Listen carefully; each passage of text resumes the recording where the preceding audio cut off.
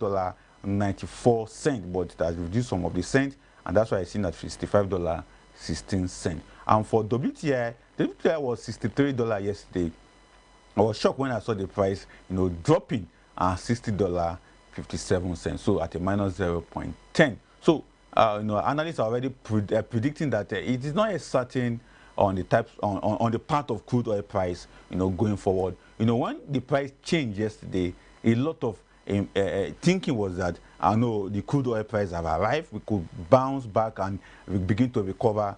But shockingly today, we saw something dynamic from the price of crude oil, and their price started dropping one after the other. And WTI at $60.57, Brent also $65.16, and Bonnet Light has been on with this $64.55 for over 27 days in the year 2026. But for OPEC basket, from 64, it dropped to $62.92. But let's check out the other page of energy commodity and see what is happening to their price going forward. Talking about natural gas, coal, ethanol, and gasoline. For natural gas, the poor outing, I would say, at a minus 3.82 today, and coal also dropped its price. For a very long time, I would say, when I say long time, yes, at least let me put a date to it. For over 1 week now, we have seen the price of coal hovering between 107 and 109, and today it has dropped to 108 at a minus 0.32. So coal is still struggling with its price. With all the benchmark price that has been given last year, December, we saw coal at 115, close to 120, but all of a sudden, beginning of this year, 2026, coal price started dropping. And that drop made coal to just stagnate at as 109, and here we are still 108. And that 109 that we had of coal yesterday has been there for over 4 days, but today, that price have dropped at 108.65 per ton at a minus 0.32. Ethanol is recovering, I would say. For the past 2 weeks, ethanol have suffered a lot of price depreciation, but now it is recovering at a plus 2.80. And gasoline also is also recovering. Since yesterday, we saw these two products, the price have come to the reality at the green pyramid, and they are holding on at the plus 0.02 for gasoline and at the plus 2.80 for ethanol. Well, let's check out pressure industrial meter and see what is happening to their price also going forward. Pressure industrial meter. Gold is still on. Last night, I took my time to do some reading around gold, and it was quite exciting that indeed gold price is here to stay above $5,000 as being predicted. And the reality is that gold price is just mapping up in terms of the price mechanism. Analysts are saying that's what you will be expecting from gold, particularly as international bodies are taking drastic action against illegal gold market, what we call black market, illegal black market across the world. International bodies are already taking action against it. They are not giving any room for illegal gold market, and that's what is really affecting price of gold going forward. And I could quickly say one of those armed gold that illegal gold market has been striving is, the war in Sudan has really contributed to black market gold. The two warring factions, the government forces and the RRF, have been fighting for a very long time in Sudan. And one of the gains to the spoiler of the war is that Sudan has enormous gold, and some countries, some people who deals with gold are very interested in that war. So, but what is happening now is that there is peace gradually is returning to Sudan, peace gradually returning partially to Somalia, and all these eastern or Horn of African countries where we have good gold in commercial quantity. They are beginning to regain some quality governance and peace. So because of that, that will not give opportunity for black market of gold within that corridor. Although DRC Congo is also having that challenge, and this is where the trench of black market gold exists in Africa, and because of that, they normally affect official price of gold on global market. But what we are seeing is that there's a drastic action against black market of gold, particularly the ones that are coming from Africa, and that has make the price of gold officially to stand, in a very attractive way. At the 5,094 cents, it's a good way to go for gold at a plus 1.66. Silver also is also enjoying that palliative, peace that is coming all the way in some African countries, and silver also is also gaining at the 112.72 cents per ounce at the plus 8.49. But for copper and steel, this is a different ball game when it comes to their price. They are shrinking at a minus 1.78 for copper, at a minus 0.42 for steel. But let's check out the other page of pressure industrial metal and see what is happening to the price of iron ore, palladium, platinum, and lithium. Their price is still very, very attractive as for today. You know, yesterday we saw a tremendous price increase on their part from iron ore to palladium, platinum, and lithium at the plus 0.75 for iron ore, a plus 4.17 for palladium, and a plus 4.75 for platinum. Meanwhile, for lithium, I think there was a big shake on the price of lithium earlier today. But what analysts are saying is that shouldn't cause any panic at all. That lithium is still holding on with its price. You know, lithium shaded some percentage earlier today. But you know what analysts are saying that will not cause any panic on the part of lithium price, still increasing at a plus 6.14 for today. You know, lithium, it has already beat all the imagination, gone ahead of its projection that's been given at a plus 6.14. Let's now quickly check out Nigerian FX market and see what is happening to Naira to dollar exchange rate for today. And interesting, Naira has been able to make a return to gains today with a 3 Naira gain against dollar at 1,418. Also a 3 Naira gain against British pounds at 1,921. Meanwhile, Naira lost about 13 Naira today against Euro and also made a return gain of 2 Naira against Canadian dollar. So interesting one for Naira, a 3 Naira gain against dollar and a 22 Naira gain over the last 27 days. Meanwhile, a 8 Naira loss in the last 27 days or so. A 26 Naira gain in the last 27 days against British pounds, but a 14 Naira lost in the last 27 days against British pounds also. Against Euro, it is a 36 Naira gain for Naira, but a 39 Naira lost in the last 27 days in the new year 2026. And against Canadian dollar, it is a 26 Naira gain, but a 29 Naira loss also against Canadian dollar. This is how they stand. And as Dr. Yemi Cardoso, the CBN governor, do say, it is now time for us to ensure we have a very appreciative Naira. But someone is talking and someone is saying something around Naira. Bismarck Ramani, one of the leading Nigerian economists, is saying Naira value as it stands today is not the real value. That the real value of Naira have shaded about 11%, and the real value of Naira exchange against dollar should be around 1,250 Naira. We will be bringing up to speed in this new discussion that is showing a narrative around how Naira is supposed to be in terms of its value. Bismarck Rewani, foremost Nigerian economist, is saying Naira exchange to dollar supposed to be 1,250 Naira. A lot of Nigerians are already raising questions around that narrative from Bismarck Rewani, but we'll get to deep into that narrative that Bismarck Rewani is saying that the real value of Naira against dollar today should be 1,250 Naira. But we'll definitely get the talking around that as I'm about to join Mukhtar Mohammed, who will be helping us to understand the issue. Within the Nigerian oil sector, Shell is renewing its investment in Nigeria, and they are bringing $20 billion to the Southwest Bonga oil strip in Nigeria. What does that really tell us? What does that really, show to Nigerian economy? You could recall that some few years back, Shell said they are de-investing out of Nigeria. But here we are. They are coming back with $20 billion. Mr. Mukhtar, nice to have you on the show today, sir. Yeah, thank you, Olamide Kon. And I don't think I've been in your show this year. So Happy New Year. Exactly. Happy New Year to you, Mr. Mukhtar. So let's get straight talking. But let me quickly ask you on your opinion. I don't know whether you follow what Bismarck Rewani is saying, the popular Nigerian economist, who said Naira is supposed to be around 1,250 Naira to the dollar this time around. What do you make of that statement?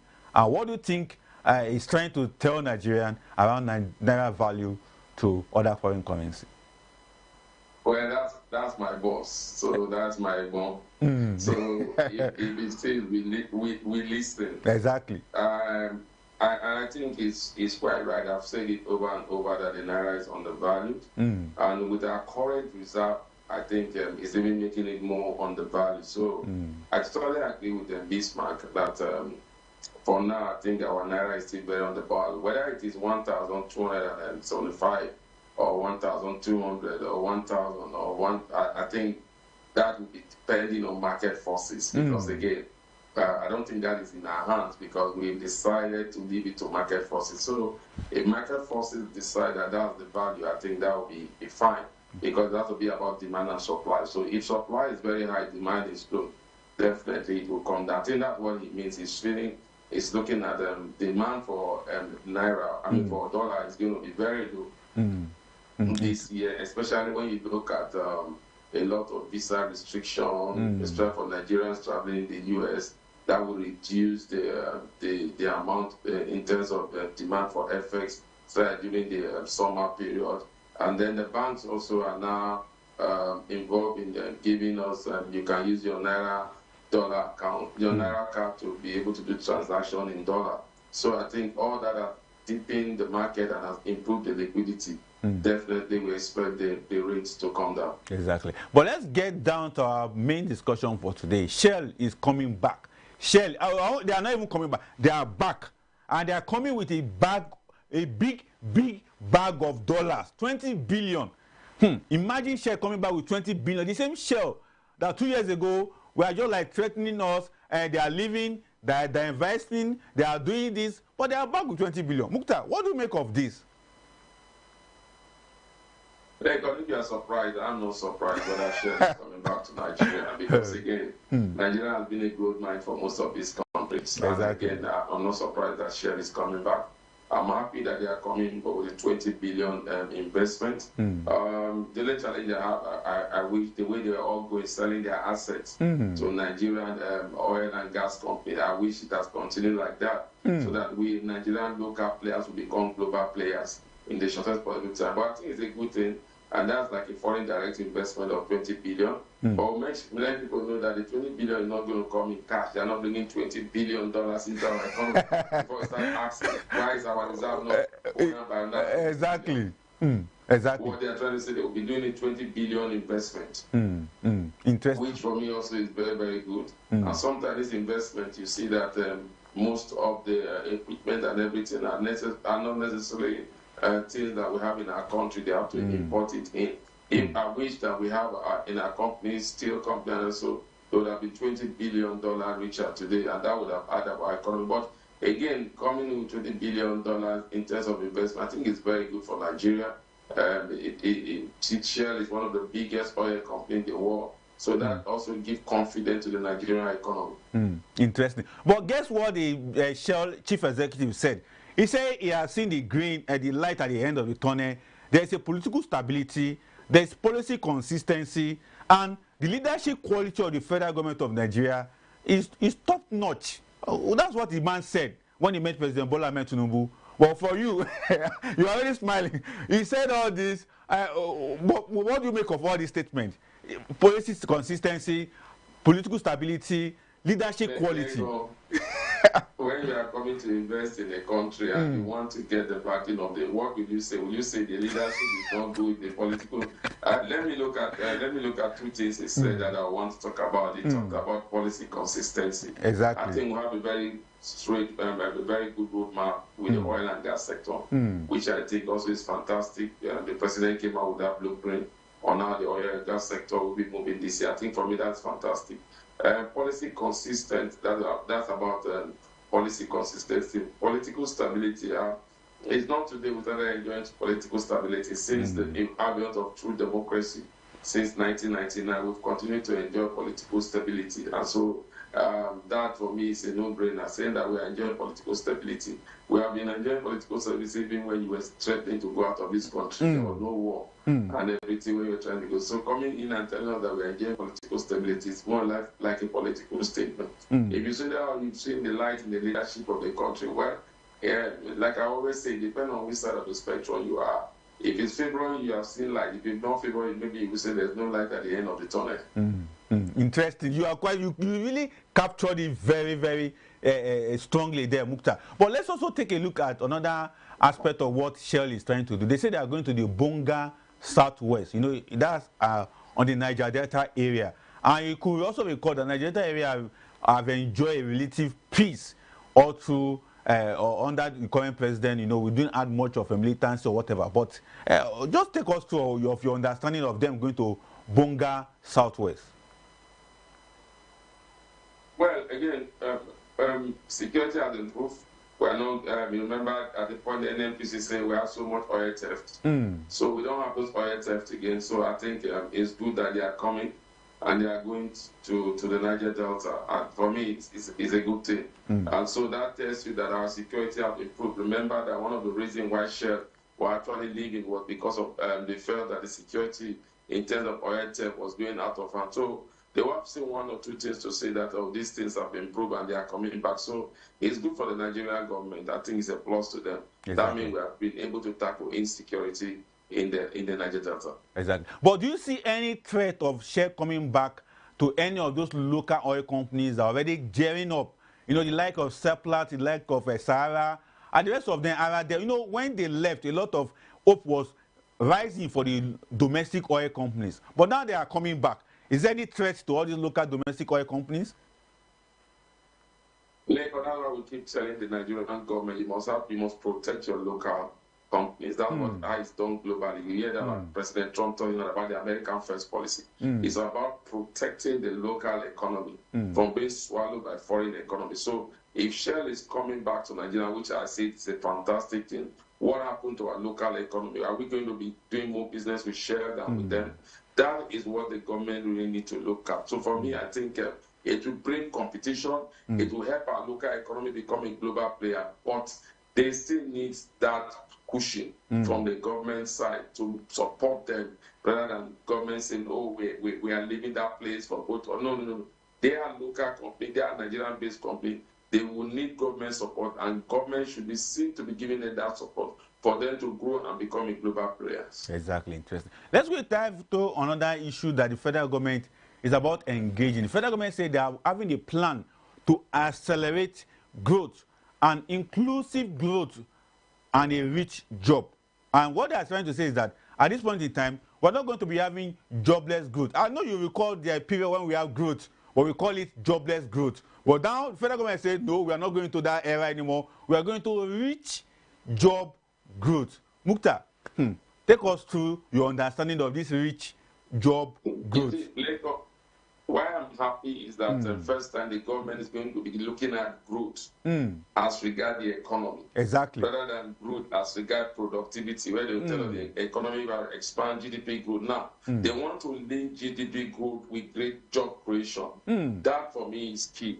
And then in doing that, we don't want the one the National Bureau of Statistics are doing, where they say that when you work 1 hour in a day, that means you are employed. We are looking at growth that they say it will be realistic, it will be inclusive. Like they say that we are going to be real growth, not growth that has to do because I went to work for a place 1 week. That means they're not calculating that they have job. So this job should be job that is productive.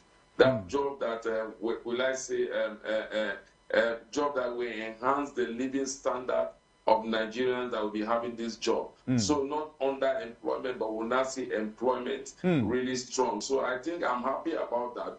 But how they are going to achieve that is going to be a Hercules task, especially with the economic environment that we are operating now. Even if we are saying we are stability, we are seeing macroeconomic stability, we are still having companies coming out of the wood, we are still having high cost of borrowing, so it's not helping companies to expand. So they need to work on that. And once you begin to expand, then you are creating jobs for more Nigerians and you are bringing in new product, then a lot of Nigerians will become employed. Exactly. There's one aspect of this new policy of the government that I know you will also be very, very interested. Although you must have gone through the document or gone through the narrative of the government. They say they want to unlock capital. Mukta, you are a player in the Nigerian capital market. You understand this strictly. So when government says they want to unlock capital, what do they really mean by that? You know, later I wish it could have been the private sector that would say we want to unlock capital because that's the engine room of the Nigerian economy. The informal sector and the private sector, they are the ones to be unlocking capital. When government say they are going to unlock capital, it means that government wants to do a lot of borrowing. for capital projects. But in the private sector, they want to unlock capital. That means they are looking means of cheap fund to expand. Now, government is looking for cheap fund, where you could say for infrastructure, but again, infrastructure, then they will have recurrent expenditure. They want to fund the budget deficits, and all those are what governments are looking for. So government is crowding out the private sector. Ordinarily, the private sector should be the key driver of our economy, being in the capital market to unlock funds to be able to grow cheap funds, especially when you are looking at interest rate cost of borrowing to about 33%.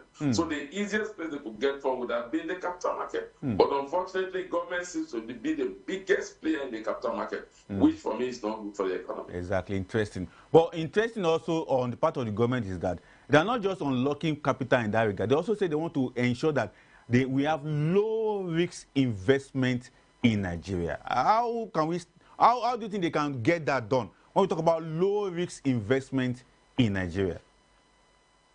What is low risk investment, Lekon? An investment that will not beat inflation. It's as easy as that. What are those low risk investments? Those are the investment that government is actually doing. Money market instrument. In Nigeria, the bond and everything. That's what they are doing, Sukuk bond and all that. So for me, I think, yes, it's good.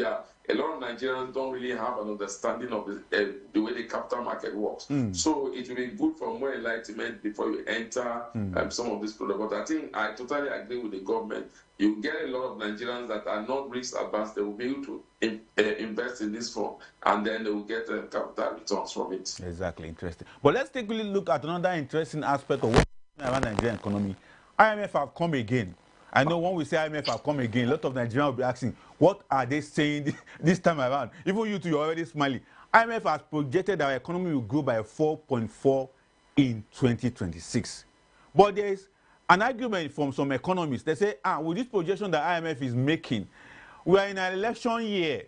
2026 budgets will be somehow delayed. And, aspect of the economy also is particularly on the part of CBN, that have refused to drop interest rate. We should look at that and see how this could not hamper the 4.4% that IMF have projected for our economy. Mukta, let's have your view on this, sir.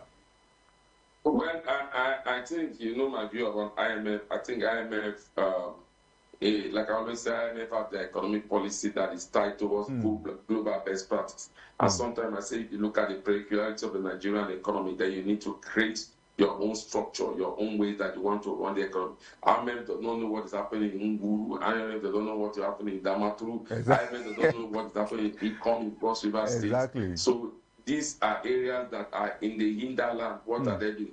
But the good thing I want to say is that 4.4 is actually an optimistic value for the GDP, which is good. Don't forget the Nigerian Economic Summit Group has even given 5.5. So for me, that shows that we are doing something right. Reforms are taking place. Companies have come in. We are done rebasing. There are other new sectors of the economy that is attracting foreign portfolio and foreign direct investors. So for me, that is very fantastic. What the IMF is saying about the growth of our economy. I think for me it's fantastic. We have a stable exchange rate, so I'm not surprised by what the IMF is saying that will happen in our economy in this year. So for me, it's a no-brainer. I think 4.4 is fine. But again, the Nigerian Economic Summit Group saying it will be 5.5. But we want to see those growth that will have impact on the life of every Nigerian. Exactly. That's the key, not just growth that is like you talk about paper money. You are just making money, paper money, until unrealized income, until you throw it off, it's still paper money. So we want to see from the paper being transformed to see it really working on the ground. Then every Nigerian will be excited about it. Exactly. But there's one fear that majority of Nigerian economists are already throwing up. Economists, either political economists, financial economists, analysts like you that are also deep in economic and stock market. Everybody is talking about the pre-election issue and how it will affect the economy. But there are some people who also believe that in this period, money will be flowing here and there. Mukta, what's your own take? Although it's going to be one of our biggest discussions in the year. But let's have your view on this fear, this uncertainty about pre-election year and where the economy will definitely be at the end of the day?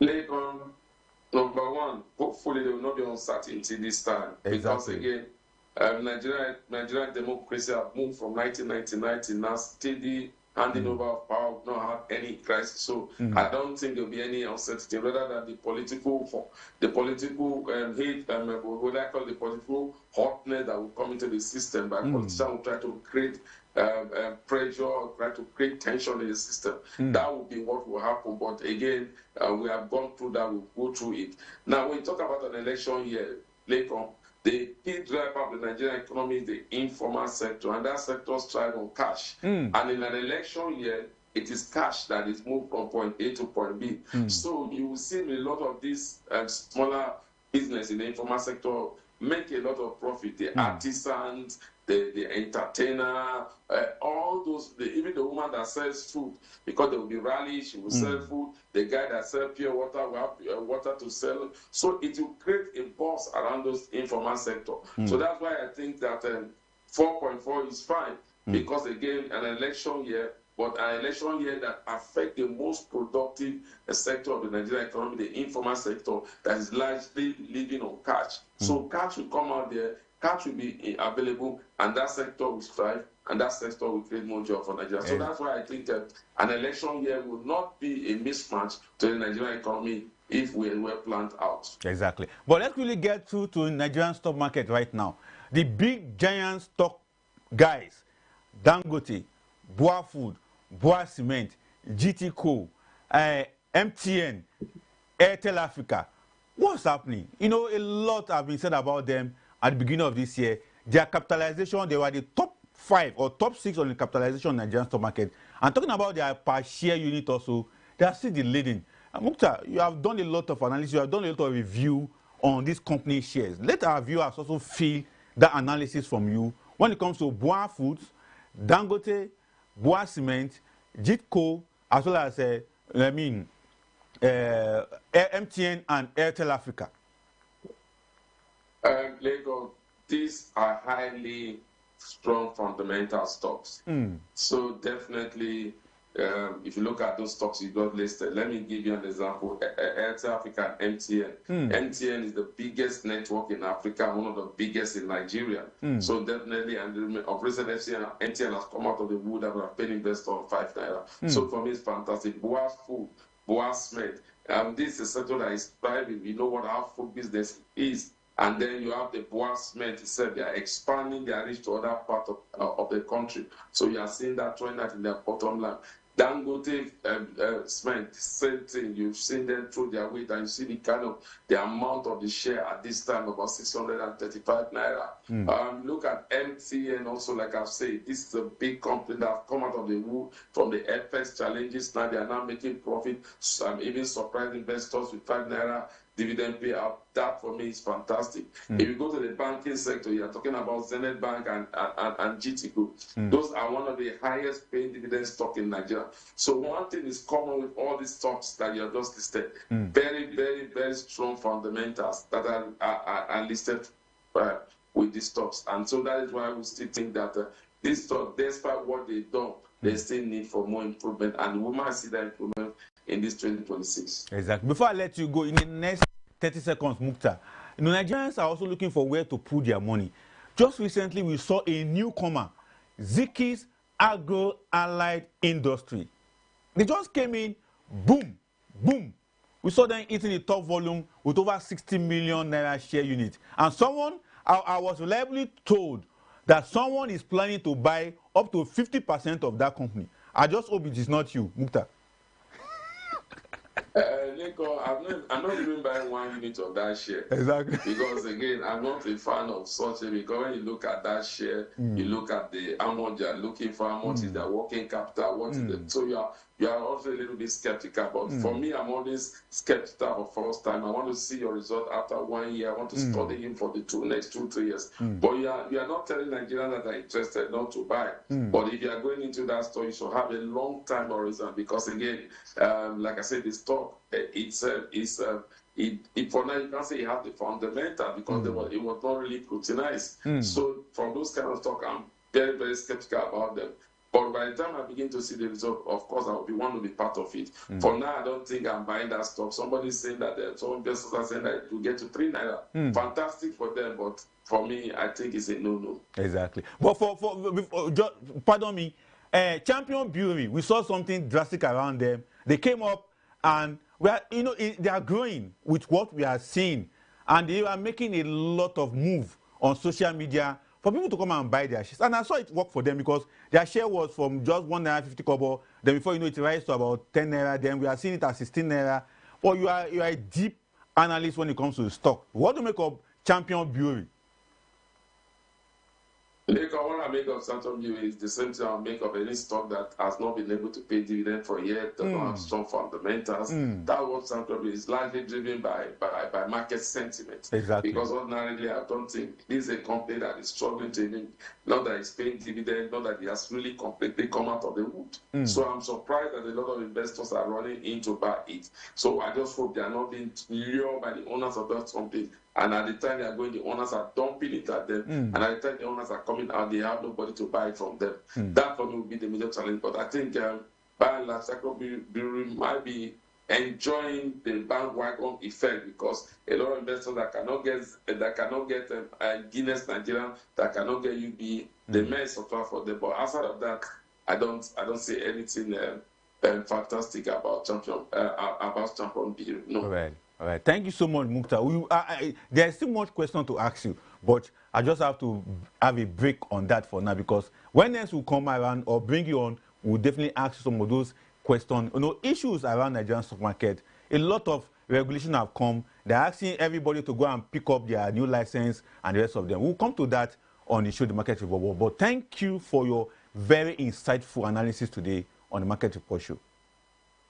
Thank you for having me, Lagos. Thank you. All right, thanks. So do enjoy the rest of your day. I hope there's no rain in Lagos today. No, there's no rain. Just traffic, as usual. Exactly. All right. I enjoy the rest of your day over there, sir. Thank you. All right. I've been speaking with Mukhtar Mohammed to be CEO of Finance of Mukhtar. Anytime you come on the show, always give us that lively analysis when it comes to Nigerian stock market. Another person that is joining us that will give us lively analysis is Dr. Bolaji Akim, who will be helping us to understand Nigerian financial system. And he'll be joining us shortly. But let's go for this break before we bring Doctor on the show.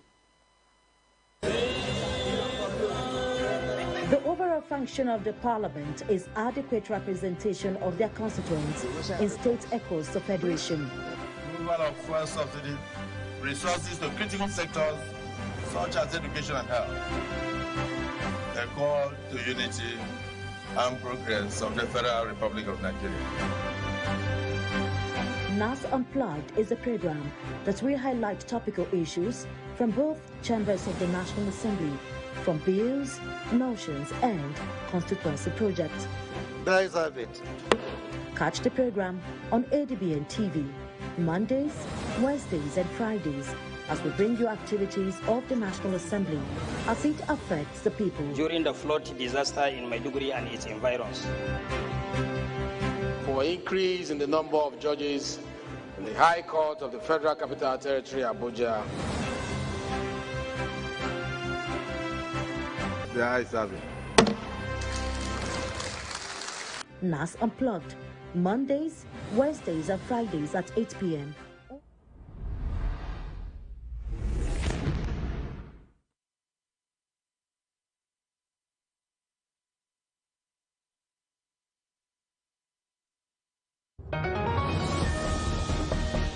Step into the heartbeat of the world where news meets real talk. From breakthroughs in diplomacy to humanitarian challenges and scientific milestones, Global Digest takes you beyond the headlines and straight to the heart of the matter. I am Amma Marcus. Be a part of the world unfolding stories at 3 p.m. on ADBN, channel 258 on DSTV, and Star Times, channel 140. Global Digest, your window to the world's current affairs, only on Advocate Broadcasting Network.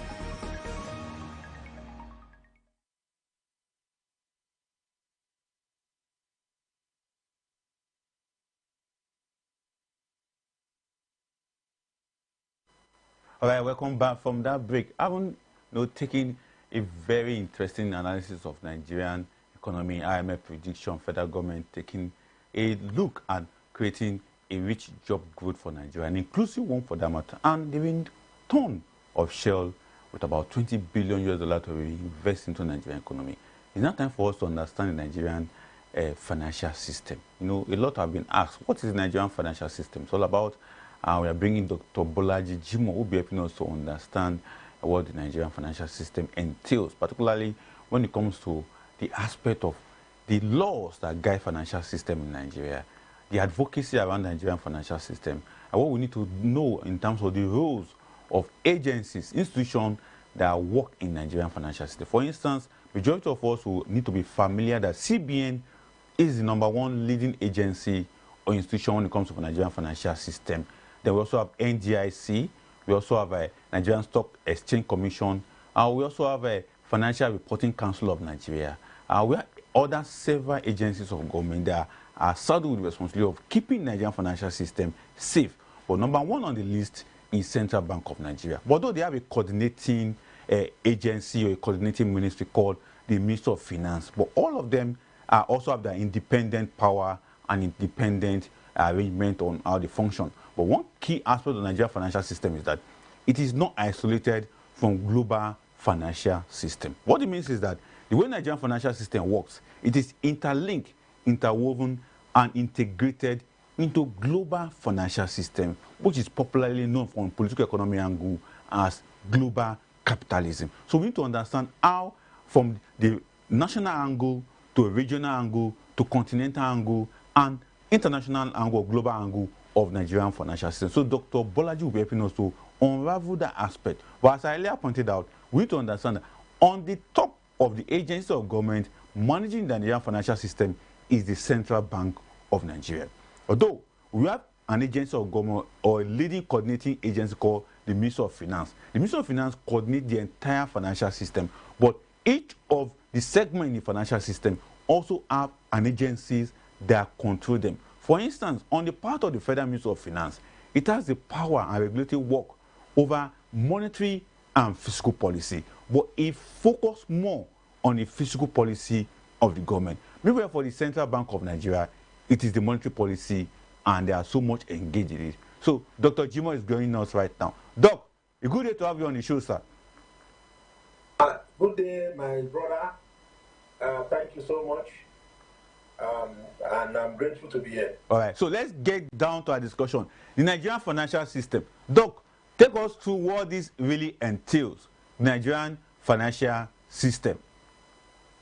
When we talk about Nigerian financial system, we can look at it as a framework of institutions, markets, and also regulatory sector that actually talked about the mobilization of savings, the allocation of credits, the facilitation of payments, and the management of financial risk of every economy. It actually supports the links between the surplus and the deficits, where money is in abundance and needed to be borrowed for investment purposes, so as to ensure economic growth and monetary stability. Interesting. But you did mention of regulatory. Can you help us understand those institutions or agencies that are meant for regulatory in the Nigerian financial system? Okay, now it is actually anchored by the CBN. The Central Bank of Nigeria anchors the whole financial system. It is also supported by other banks, capital markets, while it is usually overseen by the SEC, Securities and Exchange Commission. And, there are a lot of non-banking institutions also, such as insurance firms, the pension firms. Then we still have some other fintech companies. All these are the intermediaries that actually help in the financial system for economic development. So basically, the regulator, when we talk about the peak of the regulator, or you talk about the apex regulator, is the CBN, the Central Bank of Nigeria, because it's the one that anchors everything. But it uses the SEC to oversee the Nigerian financial system. Thank you. All right. The other question I quickly need to ask you right now is that with all the financial institutions and financial regulatory agencies that we have, when it comes to investment opportunity, which of them is more prone to advocating investment opportunity in Nigeria? Yeah, that is why I told you that the major person that actually overseeing this function is the Security Exchange Commission. Because when we are talking about the investments in the capital market, investments in even the non-capital market, that's the other markets, you find out that SEC actually play a major role in the regulatory of the system. Thank you. Exactly. Now, you mentioned SEC now, and most Nigerians mind will shift to stock market, commodity market, and other stuff that normally comes up on Nigerian stock market, bonds, fixed income, and the rest of them. And over the years, we have seen Nigeria Security and Commission doing enough to ensure that Nigerians have an understanding of the financial system from that angle. But we still have some of the aspect of the operation of SEC that most Nigerians may still find difficult to understand. But for you, can you help us to break down the function of SEC in the Nigerian financial system? Okay, when we talk about the functions that SEC actually do, the functions of SEC are very, very numerous. Basically, when we are talking about the functions that they perform, according to the rules that actually govern SEC, they are supposed to regulate and supervise the Nigerian capital markets.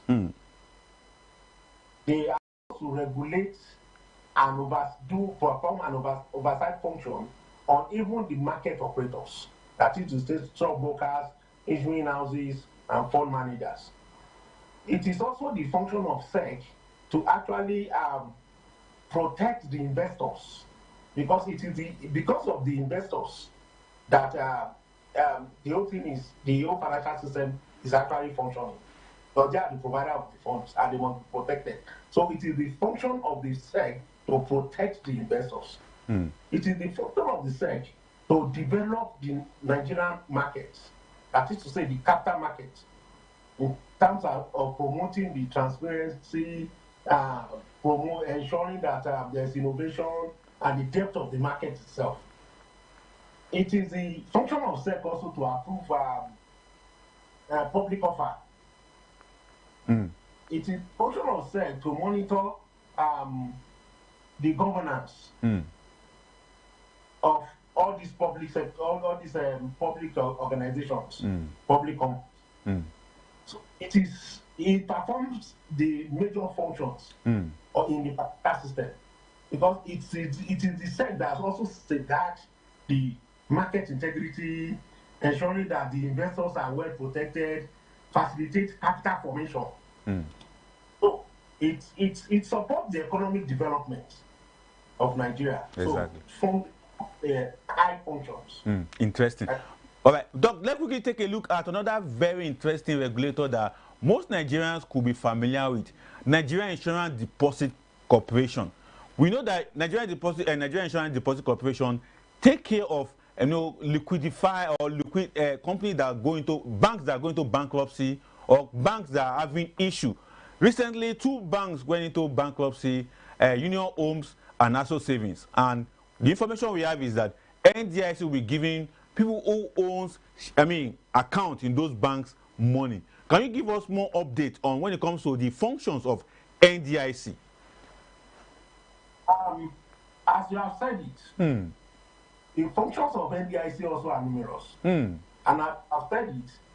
One of the major functions is that it ensures that the depositors are protected. And whenever there is a problem, it resolves the problem of these failing banks. If any bank is failing, it is the function of NDIC to quickly go into it, do the liquidation, and pay out to all the depositors. It helps in destabilizing the financial system. Because if you look at it, it minimizes the risk of depositors. It also helps in ensuring the depositors' funds. So, in summary, it safeguards the depositors, strengthens stability, and ensure that the confidence of people, that's the confidence of stakeholders in the Nigerian financial system is renewed. Interesting from you, Doc. But there are other institutions of government, particularly banks like Development Banks of Nigeria and Bank of Agriculture, Bank of Industry. They are also part of Nigerian financial system. But how come their functions and their responsibility differ? Because Nigerians need to know, if someone wants to collect loans now, they majorly go to commercial banks, but majority of them also know that some of these intervention banks or development institutions also have opportunity to give loans to Nigeria. But help us to understand the works of Development Bank like Development Bank of Nigeria, Bank of Agriculture, and Bank of Industry. As the name implies, we have a lot of development banks in Nigeria. We have, for example, now the Bank of Industry, BOI. We have the Bank of Agriculture. We have the Development Bank of Nigeria, ADBN. We have the Nigeria Export Import Bank, that's Nexim. So all have different functions that each one of them is doing. For example, like BOI, financing the manufacturing, the SMEs, and the industrial projects. That is the function of BOI. What the Bank of Agriculture, as the name implies, supports the agriculture and agro businesses. That is to say, the agri businesses value chain. It supports it by providing funds. Go down to if you go down to the DBN, that's the Development Bank of Nigeria, it provides the wholesale funding to SMEs, especially the MSMEs, the micro and small enterprises. It provides them with a lot of support to finance their activities. Then the investment banks promotes the non-oil exports via export credits and guarantees. So these are what the development banks do. So they actually help in filling the gap that those normal banks, commercial banks, cannot fill. And their function is very, very paramount. So most of Nigerians need to understand this and know that their major function is to develop the economy. So, and that is why each one of them is actually doing that. Exactly. Thank you so much, Doc. I wish we have enough time. We still need to extract some of those banks, but this one that are given to us, we need to build on it, and maybe we need to also call on you another time so that we can exploit navigating Nigerian financial system. But thank you so much, Dr. Bolaji Akeem Jimoh, for coming on the show today. Thank you, sir. Thank you so much. I'm very grateful. All right, sir. I'm very, very. All right. I've been speaking with Dr. Bolaji Akeem, who happens to be the head of business administration at Nigerian Air Force Institute, Kaduna, giving us an insight on navigating Nigerian financial system with all the financial institutions and regulation all available. We definitely have to complete this discussion with a lot of those institutions all around us that we need to know what about. My name is Adib Folami Olamide. We have come to the end of today's show. Although more shows are coming up on ADBN television, but for now, Market Report, I have to go till tomorrow for another edition. Until then, as I do say, be a good citizen and stay out of trouble. Bye for now.